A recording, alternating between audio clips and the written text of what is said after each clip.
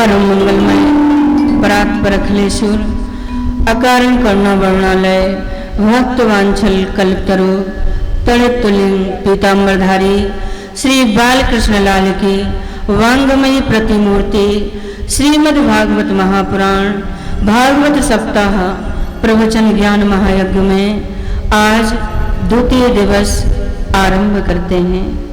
कल के कथा प्रसंग में आप सभी लोग भागवत जी की महिमा का श्रवण कर रहे थे और भागवत जी की महिमा में आप सभी लोग आत्मदेव जी का प्रसंग श्रवण कर रहे थे। हम कहीं निवेदन कर रहे थे कि आत्मदेव जी के मन में इतना उद्वेग आया कि घर छोड़ करके वन में चले गए। क्यों? क्योंकि उनके घर बेटा नहीं था। उधर से कोई संत जा रहे थे।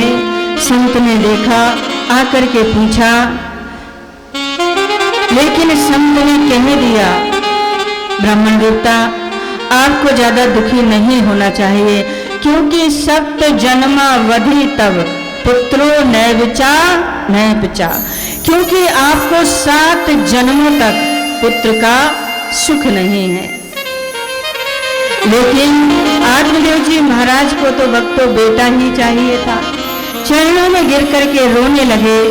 संत का हृदय पिघल गया और उन्होंने तुरंत वो फल प्रदान कर दिया। बोले ये लीजिए, ये फल जाकर के आप अपनी पत्नी को खिला देना, भगवान की कृपा से सुंदर पुत्र की प्राप्ति होगी।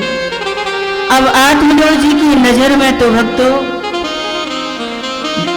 उनकी पत्नी बिल्कुल ऐसे ही थी कि जैसे वो कहेंगे वैसे ही मान लेंगे। जैसे ही पास में आए, देवी इस फल का तुम भक्षण कर लेना, इससे सुंदर पुत्र की प्राप्ति होगी। दुबली देवी बोले, हे भगवान कहां से बुढ़ापे में फलवल लेकर के आ गए। एक तो वैसे ही इतनी दुबली पतली हूं और बच्चा होगा तो लालन करना पड़ेगा, पालन करना पड़ेगा, बड़ी दिक्कतें सहनी पड़ेंगी। तो पास में ही भक्तों उसकी सहेली यानी बहन बैठी थी और वो बहन के पास में बैठ करके रोने लगी। कहने लगी, देखो तुम्हारे घर इस बार जो बेटा हो उस बेटे को तुम मुझे दे देना, इसके बदले में तुम्हें बहुत सा धन दे सकती हूँ। हमारे पति तो बड़े भोले भाले हैं, उनको कुछ पता ही नहीं चलेगा। दोनों की भक्तों रजामंदी हो गई। दोनों की रजामंदी की वजह से वो जो फल था ना, जो संत ने फल दिया था, उसकी सहेली ने कहा इसका क्या करें। बोले ऐसा करते हैं, पंडित जी महाराज के घर में जो गौ माता थी ना, सो दोनों ने मिलकर के वो फल गौ माता को खिला दिया। कहते हैं जब समय बीत गया, 9वां महीना पूरा हो गया, तो उसकी सहेली के बड़ा सुंदर पुत्र हुआ और चुपचाप से धुंधली देवी ने ले लिया और बड़ी जोर से हल्ला मचाने लगी कि मुझे बेटा हुआ है, बेटा हुआ है, बेटा हुआ है। लेकिन आत्मदेव जी की खुशी का तो भक्तों ठिकाना ही नहीं। बड़े अन्न धन दान किए, बड़ी अनुष्ठान किए, बड़ी ब्राह्मणों की सेवाएं की। अंदर की कौन जाने, अंदर की बात किसी को नहीं पता। लेकिन भक्तों 3 महीने बाद, ठीक 3 महीने बाद गौ माता ने भी बड़े सुंदर पुत्र को जन्म दिया। और गौ माता ने भक्तों जो बेटा जन्मा, पुत्र जन्मा, उसका संपूर्ण शरीर मनुष्य का था। केवल कान जो थे गौ माता जैसे लंबे लंबे थे। इसलिए आत्मदेव जी महाराज ने उसका नाम गौ कर्ण रखा। गौ कर्णा पंडितो ज्ञानी धुंधकारी महाकला। बचपन में भक्तों कांच की गोलियों से खेलता और कांच की गोलियों से खेलते खेलते धुंधकारी ताश के पत्तों से खेलने लगा। ताश के पत्तों से खेलते खेलते उसमें थोड़ा पैसा लगाने लगा और माँ कह देती, अरे एक ही तो है, कितना बिगाड़ेगा, ले जा बेटा। और कभी कभी माँ द्रव्य नहीं देती तो थोड़े झूठे को रोने लग जाता। माँ सोचती चल ले जा, एक ही तो है। ऐसे एक ही तो है, एक ही तो कर करके धुंधकारी भक्तों बड़ा जुआ खेलने लगा। जब जुआ खेलने लगा तो घर में कलेश होने लगा, तो चुरा करके चुपचाप से घर से ले जाने लगा, और जब घर से ले जाने लगा, घर में लड़ाई झगड़ा होने लगा तो टेंशन बढ़ने लगा। तो मालूम है क्या किया, उसने पीना शुरू कर दिया। 2-2 बजे धुंधकारी सुरापान करके घर में प्रवेश करता है। आज आत्मदेव जी बैठे बैठे धुंधकारी से बोले, बेटा तेरे जन्म के लिए मैंने कितने संतों के दरवाजों पर चौखट पर अपने सिर को रखा, माथा टेका, कितने यज्ञ किए, अनुष्ठान किए, और तू एक ब्राह्मण का पुत्र होकर के सुरापान करता है, मांस भक्षण करता है, ये क्या लक्षण है तेरे? तो मालूम है पिताजी को डांट करके बोला, चुप रहिए, आपकी ये बुद्धि है ना सठिया गई है, हम जो भी करते हैं सब अच्छा करते हैं। ध्यान दीजिए, कलयुग में बेटा बाप को ऐसे ही डांटते देखे जाएंगे। अच्छे घरों की तो हम बात नहीं करेंगे, लेकिन कुछ घरों में आजकल ऐसा होता है भक्तों। आत्मदेव जी समझाते लेकिन वो डांट देता। आत्मदेव जी के मन में भाव जगा, हे भगवान, ऐसे पुत्र से तो मैं बिना पुत्र के ही सही था। बोलिए बाके बिहारी लाल की।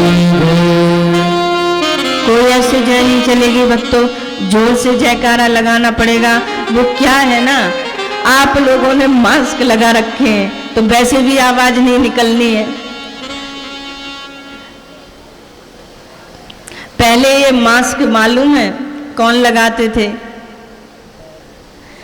इसको क्या बोलते थे? कई कई जगह तो इसको मुसीका बोलते थे, और ये बैलों को लगाया जाता था।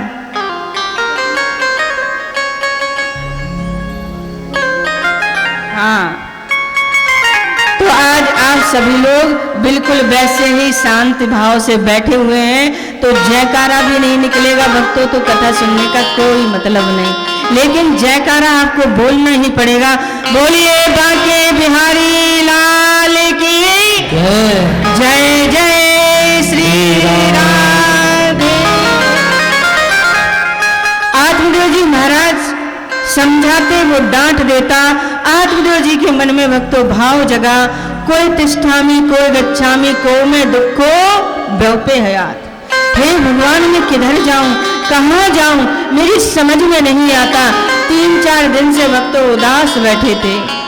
आज आत्मदेव जी के पास में गौकर्ण जी महाराज आए। बोले, पिताजी कई दिनों से मैं आपको उदास देख रहा हूं, क्या बात है? बोले, बेटा मेरा मार्गदर्शन केवल आप ही कर सकते हो।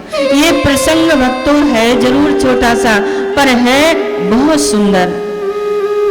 आत्मदेव जी महाराज कहते हैं, बोले बाके बिहारी लाल की। एक बार तो भक्तों आत्मदेव जी ने क्या सोच लिया कि कुएं में गिर करके आत्महत्या कर लूं या वन में चला जाऊं। लेकिन आत्मदेव जी जंगल में जाने, प्रश्न होता है एक, पहले आत्मदेव जी जंगल में क्यों जा रहे थे, क्यों चले गए थे? कि बेटा नहीं था। प्रश्न दूसरा भक्तों, अब जंगल में जाने का संकल्प क्यों ले रहे हैं? कि ये दुष्ट दुराचारी बेटा क्यों है? गौकर्ण जी महाराज आए। गौकर्ण जी महाराज ने बड़ा सुंदर उपदेश किया। बोले, बेटा केवल तुम ही हमारा मार्ग दर्शन कर सकते हो। गौकर्ण जी ने कहा, पिताजी देहेस्तिमान से रुधिरे धीमितम त्वज्यतम जाया सुता दिशो सदा ममतां विमुच्चया पश्यामि समजगदिदं क्षण निष्ठम वैराग्यरसिको भक्ति निष्ठा। गौकर्ण जी महाराज आत्मदेव जी महाराज से कहते हैं, कहते पिताजी मानव की जो सबसे बड़ी गलती है वो क्या है कि वो इस शरीर को ही आत्मा मान लेता है। और हम सभी की भक्तों यही गलती है कि हम शरीर को ही आत्मा मानते हैं, जबकि शरीर आत्मा नहीं हो सकता है। हमारे शरीर की 5 अवस्थाएं होती हैं। कौन कौन सी? जायते, अस्ति, वर्धते, विवर्धते, अपक्षीयते या तो विनश्यति। शरीर जन्म लेता है, शरीर बड़ा होता है, मोटा होता है, लंबा होता है और लास्ट में वृद्ध होकर के मर जाता है। लेकिन आत्मा ना तो जन्म लेती है, ना उसको कोई मार सकता है, ना शस्त्र काट सकता है। तो ध्यान दीजिएगा, हमें जीवन में ये प्रयास करना चाहिए। क्या? शरीर माध्यम खलु धर्म साधनम। हम संसार में भक्तों जन्मे हैं, तो शरीर की सुरक्षा करना आप सभी का कर्तव्य है। शाम को 4 बजे जूस पीना हमारा कर्तव्य है। 6-7 घंटे सोना भी हमारा धर्म है। 6-7 घंटे कमाई करना भी हमारा धर्म है। लेकिन सोना, खाना, पीना ही सब कुछ है, ऐसा मानना ही भक्तों अधर्म है। पैसे कमा करके बच्चों की सुरक्षा करना, पालन करना, सुंदर मकान का निर्माण करना और बड़ा सुंदर चरित्र दुनिया के सामने प्रस्तुत करना, केवल ऐसा मानना ही अधर्म माना गया है। बच्चे, धन, दौलत, संपत्ति ही सब कुछ है, केवल ऐसा मानना ही अधर्म है। क्योंकि जाया सुतादिषु सदा ममतां विमुच्या। पत्नी और बच्चों के प्रति भक्तों ममता नहीं करना चाहिए। हमारे शास्त्र कहते हैं क्या? कि प्रेम तो सबसे करो, लेकिन ममता नहीं। क्योंकि ममता जो है वो बांधती है पिताजी, और प्रेम जो है वो बंधन से मुक्त करता है। प्रेम इस भाव से भी होता है कि पत्नी में भी हमारा परमात्मा है, बच्चे में भी हमारा परमात्मा है और कुत्ते में भी हमारा परमात्मा है। तो जो शारीरिक गुणों को लेकर के जो आकर्षण होता है उसको त्यागने का प्रयास करना चाहिए। अन्य दोष गुण चिंतन मासु मुक्तवा। क्योंकि एक होता है भक्तों लौकिक धर्म और एक होता है भागवत धर्म। तो लौकिक धर्म के अनुसार भक्तों अपने शरीर को चलाइए और भागवत धर्म के प्रति अपने मन को लगाइए। किसी के ज्यादा दोष मत देखो या फिर किसी के ज्यादा गुणों को देखकर भी आकर्षित मत बनो। क्योंकि शारीरिक गुणों का आकर्षण ममता को जन्म देता है पिताजी। क्योंकि सबसे बिना दुर्भाव के हमें मिलना चाहिए। बोलिए बांके बिहारी लाल।